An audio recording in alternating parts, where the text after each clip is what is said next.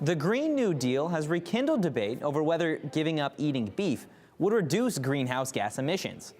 Beef cattle are the largest contributor of methane among animals, according to the Environmental Protection Agency.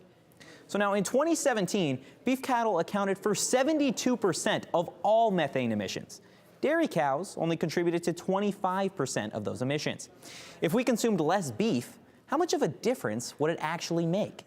People cause 60% of all methane emissions, but methane emissions make up only 10% of total greenhouse gases. Now, the cars we drive are a big contributor. Industrial uses, burning fossil fuels for electricity, heat, and transportation account for almost all the increases in greenhouse gas emissions in the past 150 years. Only 9% of greenhouse emissions come from agriculture. Cronkite News reporter Gabrielle Olivera met up with an Arizona rancher determined to defend the value of the cattle industry. Kyle Best ranches in Amado near the Arizona-Mexico border. The cattle company he works for raises over 2,000 head of cattle. My boys are the fifth generation in our family to ranch and cowboy, and we just had our grandson be the sixth generation. Best says he can't imagine a world without cows. It's our way of life. It's the only way we know how to make a living. And it's that way for all of the West and all the Midwest and everybody that's been in the agriculture business. And if you take the cattle away, it takes away our livelihood. Most people aren't arguing that the cattle industry should disappear, but there is a conversation happening over whether going meatless can help reduce greenhouse gas emissions.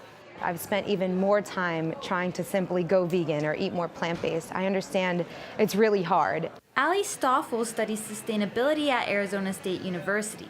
She says the Green New Deal, a broad climate proposal which has sparked this discussion on cattle, is a good plan. She says it took her 5 years to cut out meat.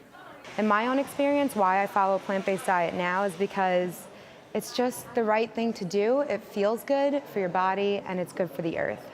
Osvaldo Sala is a professor at ASU for the School of Life Sciences. He says cows aren't the biggest problem, despite the push for plant-based diets.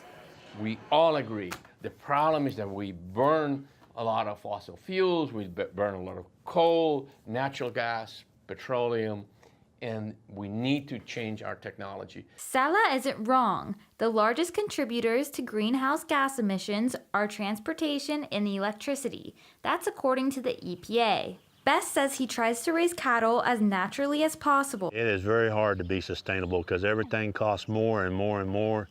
And we try to cut back on the most we can to raise the best product we can.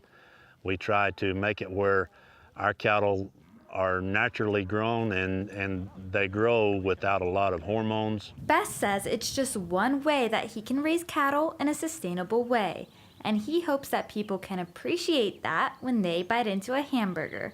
In Amado, Gabrielle Olivera, Cronkite News.